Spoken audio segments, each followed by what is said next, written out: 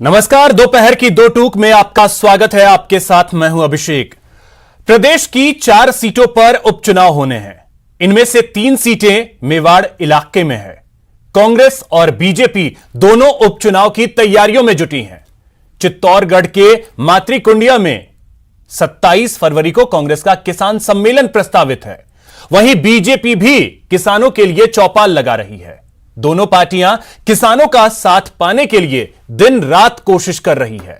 लेकिन बड़ा सवाल, क्या इससे किसान सधेंगे? इसे मुद्दे पर करेंगे दोपहर की दो टूक में बड़ी बहस। गेस्ट पैनल भी हमारे साथ होगा।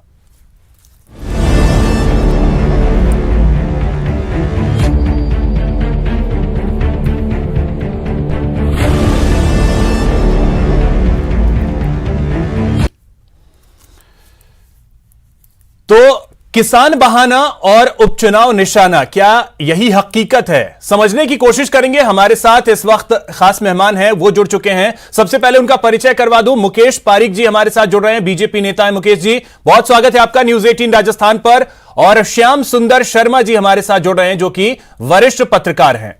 आपका भी श्याम सुंदर जी बहुत बहुत स्वागत है न्यूज 18 राजस्थान पर। श्याम सुंदर जी, चर्चा की शुरुआत में आप ही से करना चाहूंगा कि क्या वर्तमान परिस्थिति में यह बड़ी हकीकत बन गई है कि उपचुनाव मेन निशाना है और किसान जो है वो सिर्फ एक बहाना है?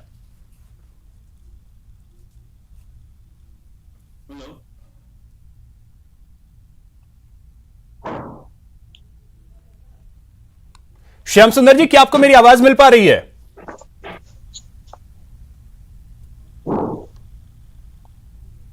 मुकेश जी, आपको मेरी आवाज मिल रही है?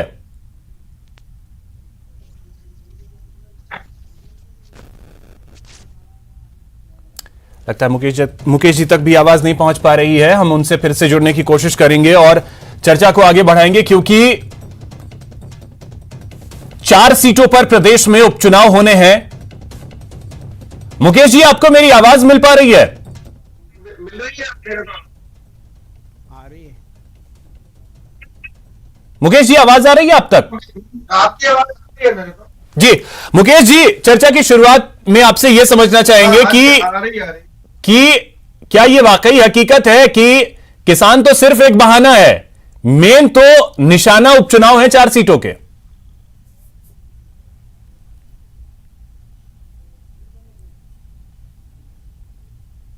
देखिए, राजस्थान में जो 4 उपचुनाव होने वाले हैं उसके लिए भारतीय जनता पार्टी की संपूर्ण तैयारियां हैं। केंद्र सरकार के द्वारा जो जनहित में कार्य किए गए हैं और राज्य सरकार ने जो अपने 2 साल से अधिक समय होने के बावजूद भी अपने जो वादे पूरे नहीं किए हैं, इनको लेके भारतीय जनता पार्टी चुनाव मैदान में उतरेगी। और मेरा ये मानना है कि जिस प्रकार से कांग्रेस सरकार की असफलताएं हैं, जनता ये मानस बना चुकी है कि कांग्रेस की राजस्थान में अब जो जिस वादों के साथ ही आए थे वो इन्होंने पूरे नहीं किए हैं। आज सब वर्ग इस सरकार में दुखी है। और लॉ एंड ऑर्डर की जो स्थिति है, जिस प्रकार से मासूम बच्चियां प्रदेश में सुरक्षित नहीं है, कानून की व्यवस्था इतनी ज्यादा बिगड़ गई है, और जो कोरोना काल की जो गंभीर अवस्था थी उस समय राजस्थान सरकार और उसके मंत्री जिस प्रकार से होटल में बंद रहे अपने आंतरिक कलह के कारण, ये सब जनता ने देखा है और भुगता है। मेरा ये मानना है कि राजस्थान की मुकेश जी, कहीं ऐसा तो नहीं कि आप यही सोच करके आत्ममुग्ध हैं, क्योंकि जो निकाय के जो परिणाम आए वो तो कुछ और बयां कर रहे हैं। इसका जवाब मैं आपसे लूंगा। आरआर तिवारी जी भी हमारे साथ कांग्रेस से जुड़ गए हैं। आरआर तिवारी जी, बहुत स्वागत है आपका न्यूज 18 राजस्थान पर। मुकेश जी, अब आप जवाब दीजिए कि कहीं आप आत्ममुग्ध तो नहीं हैं यही सोच करके, और निकाय के जो परिणाम है उसने बता दिया कि जनता तो कांग्रेस के साथ खड़ी है।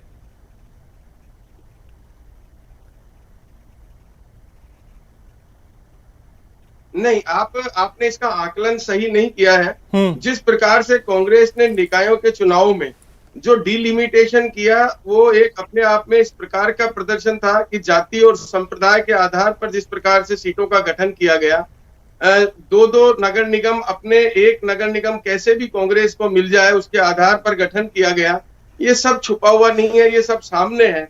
और उसके बावजूद भी अगर आप देखें तो जो नगर परिषद और अजमेर की नगर निगम, अगर अभी हाल ही की बात करें तो उसमें भारतीय जनता पार्टी विजयी हुई है। जो छोटी नगर पालिकाएं हैं जिनमें भी बहुमत में भारतीय मुकेश जी, तो जनता किसान पार्टी से फैक्टर जो कांग्रेस है, जीती, किसान लेकिन सरकार का किसानों पूरा, सरकारी किसानों का जो आंदोलन है, आपको नहीं लगता कि ये आपको नुकसान पहुंचा सकता है? कांग्रेस के किसानों का आंदोलन आपको नहीं लगता कोई नुकसान आपको पहुंचाएगा? मेरा ये मानना है कि राजस्थान मेरा ये मानना है कि राजस्थान का किसान इन कृषि बिलों के पक्ष में है। और जिस प्रकार का अभी तक जो हमने देखा है कांग्रेस का किसान, ये कांग्रेस ने बहुत ही भ्रमित करने की कोशिश की, लेकिन हमारे प्रदेश का किसान जो है मेरा ये मानना है कि इन बिलों के बारे में समझ चुका है। और अभी तक प्रदेश के किसान ने इस प्रकार का कोई विरोध नहीं किया है जो समझ में आए। हाँ, ये जरूर है कि कांग्रेस ने पूरे प्रयास किए हैं कि किस प्रकार से हमारे अच्छा, तो महापंचायत में जो लोग जुट रहे हैं, कांग्रेस की महापंचायतों में जो लोग जुट रहे हैं, जो किसान जुट रहे हैं, वो क्या आपके समर्थन में है, इस बिल के समर्थन में है? देखिए, ये इनका शक्ति, ये सचिन पायलट का शक्ति प्रदर्शन है। और जो कांग्रेस के जो बड़े नेता हैं, इनके आला कमान है, उनको ये दिखाने का प्रयास कर रहे हैं कि जो तुमने वादा किया था मुझे वापस लाने का, उस वादे का क्या हुआ। ये उसके लिए प्रयास है, न कि किसान आंदोलन से इसका कोई सीधा जुड़ाव नहीं है। किसान आंदोलन तो सिर्फ, चलिए ठीक है, आपने तो ये कह दिया कि ये सचिन पायलट का शक्ति प्रदर्शन है, लेकिन वहां जुट तो किसान ही रहे हैं जो कि इस बिल के विरोध में जुट रहे हैं। आर तिवारी जी, आवाज अब तक मिल रही है मेरी? आ रहा हूं मुकेश जी, आपके पास फिर से आ रहा हूं। आर तिवारी जी, मैं अभिषेक बोल रहा हूं, और अब सवाल मैं आपसे यह लेना चाहूंगा कि देखिए, जिस तरीके से 4 विधानसभा सीटों के उपचुनाव होने हैं, और ऐसे में किसान जो हैं वो बहुत बड़ा फैक्टर साबित होंगे, ये तय है। और ऐसे में दोनों, बीजेपी चौपाल कर रही है, आप महापंचायत कर रहे हैं, ट्रैक्टर रैली कर रहे हैं। क्या किसान जो है वो सिर्फ और सिर्फ एक बहाना है, और आपका मेन जो टारगेट है वो 4 विधानसभा सीट है? अभिषेक जी, ये मुकेश भाई जो बोल रहे हैं, ये खिसियानी बिल्ली खंबा नोचने वाली कहावत हमने सबने सुनी है। ये नगर पालिका के चुनाव में हारे, ये नगर परिषद के चुनाव में हारे, ये नगर पालिका के चुनाव में हारे, ये पंचायत के चुनाव में हारे। लगातार 4 चुनाव में हार की बौखलाहट से ये अभी तक समझ नहीं पा रहे इनके साथ हो क्या गया। जो शहरी मतदाता, इनका परंपरागत वोट हुआ करता था, ना शहर बचा इनके पास, ना ग्रामीण इलाका बचा। और सवाल ये है कि गांव की बात कर रहे हैं कि किसान अगर इनके साथ में हैं तो हिम्मत करके वो बालियान जी गए थे उत्तर प्रदेश में किसानों की पंचायत करने, उनको धक्के दे करके बाहर निकाला। हरियाणा में खुद चीफ मिनिस्टर के मंच को तोड़ डाला। ये कौन से किसान इनके साथ में हैं? ये देश को अडानी और अंबानी के गिरवी रखने की साजिश है, जिसका उत्तर से दक्षिण, पूर्व से पश्चिम, हमारे देश के चारों कोनों के किसान, मजदूर, उसमें किसानों का अहित नहीं है। और ये 4 चुनाव में किसानों का फैक्टर तो आएगा ही आएगा। उसके बावजूद मैं ये कहना चाहता हूं, किसानों तो क्या का ये होगा। कांग्रेस को एक अच्छा मौका लग रहा है? कांग्रेस को भी एक अच्छा मौका ही लग रहा है ना, क्योंकि किसान के साथ खड़ा कौन है? किसान के साथ खड़ा कौन है? आज देश का अन्नदाता 100 दिन से दिल्ली के बॉर्डर पर भूखा प्यासा पड़ा है। सर्दी, गर्मी, बरसात में 200 आदमी वहां शहीद हो गए। ये देश के प्रधानमंत्री जी ने, किसी राष्ट्रीय नेता ने एक आंसू नहीं बहाया। और इनसे कह रहे हैं ये आतंकवादी हैं, ये खालिस्तानी हैं, ये पाकिस्तानी हैं। लाल किले पे जो लोग चढ़े थे वो कौन थे? किसान और मजदूर वर्ग। लाल किले पे जो चढ़े वो कौन लोग थे? हमारे साथ कौन था?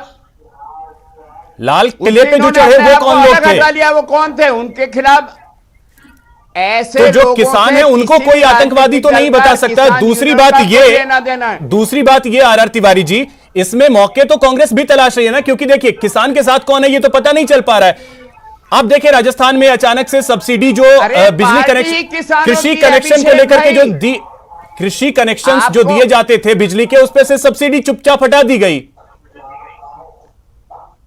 तो किसान के साथ है कौन? आप जो भी कुछ कह रहे हैं वो, हम ये कह रहे हैं कि कांग्रेस तो है ही किसानों की पार्टी। आजादी के बाद में अगर जमीन का मालिक बनाने का पहला अध्यादेश निकाला, वो केंद्र सरकार ने, राजस्थान की सरकार ने निकाला। तो फिर सब्सिडी क्यों हटा दी सर? का था ये देश, उन्हीं की सब्सिडी फिर जमीनें क्यों हटा थी। दी? किसान हमारा है, हमारा था, हमारा रहेगा। तो सब्सिडी क्यों हटा इसलिए दी? मैं कह रहा हूं ये चारों उपचुनाव में भारतीय जनता पार्टी चारों सीटें चलिए, शायद इसका हारेंगी। जवाब आपके पास और नहीं होगा कांग्रेस आर तिवारी जी, लेकिन राजस्थान अब के एक चीज लोकप्रिय श्याम सुंदर जी, अब मैं आपके पास आ रहा हूं। एक चीज मैं आपसे समझना चाहूंगा। देखिए, सवाल यही है कि किसान के साथ आखिर है कौन, क्योंकि किसान को साधने की कोशिश हर कोई कर रहा है और यह हर कोई जानता है कि किसान और देश का जवान, उसके इतर कोई जा नहीं सकता है, उसके अलग कोई जा नहीं सकता है। क्या यही वजह है कि दोनों ही पार्टियां बस किसानों को साधने में जुट गई हैं? कौन कितना साध पाएंगी यह वक्त बताएगा, लेकिन मुख्य निशाना जो है वो 4 विधानसभा सीट है। देखिए अभिषेक जी, आपने सही कहा कि 4 विधानसभा के उपचुनाव हैं, उसमें किसानों के वोट मिले, बीजेपी भी चाहती है, कांग्रेस भी चाहती है। यही बात को लेकर के देखिए कि जो सम्मेलन, किसानों का सम्मेलन करने की योजना बना दी उन्होंने, कहा कि हम कोई कहाँ कर रहे हैं, वहां क्षेत्र में कर रहे हैं जहां पर के उपचुनाव होने। अब विधासर में कर रहे हैं एक तो, और उसके अलावा मार्ग कुंडिया में कर रहे हैं। तो मार्ग कुंडिया में कर रहे हैं, वहां पर तो 3 विधानसभा क्षेत्र का क्षेत्र आता है, जिसमें कि आपके साड़ा आ गया, राजसमंद आ गया, और आपके ये एक और वो है, उसके बाद 3 विधानसभा क्षेत्र तो वहां से लगते हैं, और वल्लभनगर, और आप चूरू के अंदर जो वहां जो कर रहे हैं ये जाकर के बीदासर में, तो वो भी आपके सामने जो जहां पर की कैबिनेट मंत्री थे मेघवाल, उनके क्षेत्र आ जाता है। तो ये बात सही कि कांग्रेस किसी भी तरह से कल जो बजट आएगा उसमें भी कोशिश होगी कि इन चारों क्षेत्रों में कुछ ना कुछ दिया जाए। और उससे पहले आपने देखा कि मुख्यमंत्री जी ने 137 करोड़ के काम कर डाले चारों विधानसभा क्षेत्र में। आप कुछ भी ले लो, जीत के आना चाहिए हमारा कैंडिडेट। और अब बीजेपी ने भी, कल राष्ट्रीय सम्मेलन हुआ है, वहां पर राष्ट्रीय अध्यक्ष जी ने कहा है कि 4 उपचुनाव होने जाइए। आज आप कोर कमेटी की बैठक हो रही है, क्योंकि आपसी समन्वय हो जाए। आप सबसे बड़ी चीज ये है कि प्रतिपक्ष के नेता गुलाबचंद कटारिया मेवाड़ से आते हैं और वो मेहनत भी करते हैं, लेकिन वहां पर जिस प्रकार से बल्लभनगर में जनता सेना रणवीर भिंडर है वो चुनाव लड़ेंगे तो बीजेपी को स्थिति ठीक नहीं होगी। तो इसलिए किसी तरह से या तो पार्टी का टिकट दे दो या कुछ हो। तो वसुंधरा जी को भी आज कोर कमेटी में आए हैं और कोर कमेटी में कोशिश होगी किस प्रकार से रणनीति तैयार किए जाए कि वो चारों उपचुनाव हम कैसे जीते। एक साथ एकता के सूत्र में आज हो सकता है कि वो ऐलान करे कि हम सब एक हैं और हम तरीके से चुनाव लड़के उपचुनाव जीतेंगे। ये बात सही है कि कांग्रेस की 3 सीटें हैं जहां पूर्व में थी, और भाजपा के पास एक राजसमंद है, उसके पास थी। तो राजसमंद में भी निश्चित रूप से बीजेपी तरीके से कैंडिडेट का चुनाव कर देगी तो वापस से ले आएगी, नहीं तो वहां पर भी विवाद होगा कि पारिवारिक। अच्छा, एक और चीज श्याम सुंदर जी, कहीं ऐसा भी तो नहीं, देखिए किसान जो फैक्टर है, कहीं ऐसा भी तो नहीं हो गया है कि ये तीनों बिल जो हैं वो बीजेपी के लिए गले की हड्डी बन गई है, अब ना इसे निगलते बन रहा है और ना ही उगलते बन रहा है? देखिए ये बात तो आपकी सही है कि किसानों के बिल को लेकर के विवाद का विषय तो बना हुआ है, लेकिन देखिए जो मेवाड़ में है वो किसानों का फैक्टर इतना बिलों के माध्यम से नहीं इफेक्ट करेगा, लेकिन चूरू वाला जो है वो इलाका निश्चित रूप से ये किसानों का मुद्दा वहां पर हावी है। और वहां पर देखिएगा कि टिकैत ने आम सभा की है, आज पंचायत की है वहां पर, और उसके पहले नौहर में की थी, तो वहां पर किसानों का मुद्दा ज्यादा हावी देखेगा। और मेवाड़ में मुद्दे अलग तरह के हैं। मेवाड़ में निश्चित रूप से टिकट को लेकर के बंटवारा सही ढंग से हो गया। कांग्रेस में भी स्थिति यही है कि अगर बल्लभनगर में उनके पत्नी को दे दिया जाए टिकट तो हो सकता है स्थिति ठीक हो जाए, अगर उनके भाई को दे दिया तो विवाद का विषय बनेगा। और साड़ा में भी यह है कि उनके पुत्र और चाचा को लेकर के विवाद चल रहा है, किसको दिया जाए टिकट। और बीजेपी तलाश रही है कि वहां पर किस तरह से ब्राह्मण कैंडिडेट लाया जाए। और चूरू में तो जो आपके देखिएगा हम वो तो फैक्टर्स जो हैं, वहां तो कास्ट फैक्टर, वो सारी चीजों को तो मैनेज पार्टियां करेंगी ही, लेकिन मेन अगर किसानों के मुद्दे को लेकर के देखें मुकेश जी, यही स्थिति तो नहीं है कि अब ये आंदोलन जिस तरीके से आगे बढ़ रहा है और ये तीनों कानून जो हैं वो बीजेपी के लिए गले की फांस बन गई है, ना अब आप इसे निगल पा रहे हैं ना उगल पा रहे हैं, और यही वजह है कि अब आपको किसानों को समझाने के लिए चौपाल करना पड़ रहा है? ऐसा बिल्कुल नहीं है। केंद्र सरकार इस मामले में किसानों के हितों के लिए हमेशा प्रतिबद्ध रही है, और आपने देखा होगा कि किसानों से लगातार वार्ता जारी रखी है, हमेशा किसानों को बुलाया है, किसानों की बात को सुना है। और यहाँ तक केंद्र सरकार ने कहा है कि अगर किसान एग्री हो तो 1.5 साल के लिए इसको पोस्टपोन भी किया जा सकता है। इस ये तो तरीके के सुप्रीम कोर्ट ने कहा है, आपने कहा है। आप सुनिए पूरी बात कि सरकार ने भी ये पहले उनको किसानों से वार्ता में कहा है ये बात। तो हमारे लिए कोई गले की हड्डी नहीं है। दुर्भाग्य से जो किसानों के हित के लिए जो बिल लाए गए थे, हमारी विपक्षी पार्टियां विशेषकर कांग्रेस और कम्युनिस्ट पार्टी, इन्होंने किसानों को, अरे भाई अभिषेक जी, कांग्रेस मुक्त भारत नहीं बना क्या 7 साल में? इन्होंने तो कांग्रेस मुक्त भारत कर दिया था। अब किसान भी कांग्रेस के कारण से आ गए क्या सड़कों पे? तो फिर हमारी ताकत को मानो, राहुल गांधी की ताकत को मानो। आप तो कहते थे भारत को मुक्त कर दिया, पूरे देश में हमने भगवा झंडा फहरा दिया। आपके नेता ही कर रहे हैं, आपके नेताओं। अरे हमारा नेता जो कुछ कर रहा है देश में, अकेला सच्चा बोलने वाला नेता हमारा। और आने वाले चुनाव में आपको पता लग जाएगा हमारा नेता कितना ताकतवर है। अहंकार नहीं चलता है देश में। नहीं है, आपकी आपसी लड़ाई के कारण राजस्थान की जनता को नुकसान हुआ है। राजस्थान का लॉ एंड ऑर्डर बिगड़ा है। किसानों से जो आपने वादा किया था उसको। अच्छा मुकेश जी, वसुंधरा जी को तो समझाओ। आज वो आपके 20 विधायकों से लेकर के आपके प्रतिपक्ष के नेता पर और विपक्ष के नेता पर उंगलियां उठा रहे हैं कि हमारे विधायकों को बोलने का टाइम नहीं देते हैं आपके अध्यक्ष जी। अच्छा ठीक है सर, एक एक करके सीधा सीधा आरोप लगा रहे हैं। एक minute R Tiwari ji, 1 minute. Mukesh ji, कोई पार्टी में मुकेश जी, आपकी तरह नहीं है कि सरकार ही बदल दे, सरकार ही परिवर्तन कर दे। नहीं मुकेश जी, अब अगर आप ये बात कर रहे हैं, आग तो आपके घर में लगी थी, आग तो खुद के घर में लगी थी और दरार आप दूसरे घर में ढूंढने चले थे। आग तो आपके घर में भी लगी है ना? अरे हम तो 19 थे, ये तो 20 पे आ गए। ये कोई बात अगर कहीं रखता है। आर तिवारी जी, 1 मिनट में आ रहा हूं। मुकेश जी, आग तो आपके घर में भी लगी है। नेतृत्व पर भरोसा है हमारे। सब कमल के फूल के साथ एक है। हमारे देश का नेता नरेंद्र मोदी है। ये किसी सब इस मामले में कोई वो नहीं है। इनके यहाँ तो जो इनके हमारा भी नेता राहुल गांधी है। तो देखने हमारे यहाँ कोई डिस्प्यूट नहीं है हमारे राष्ट्रीय नेता के रूप में।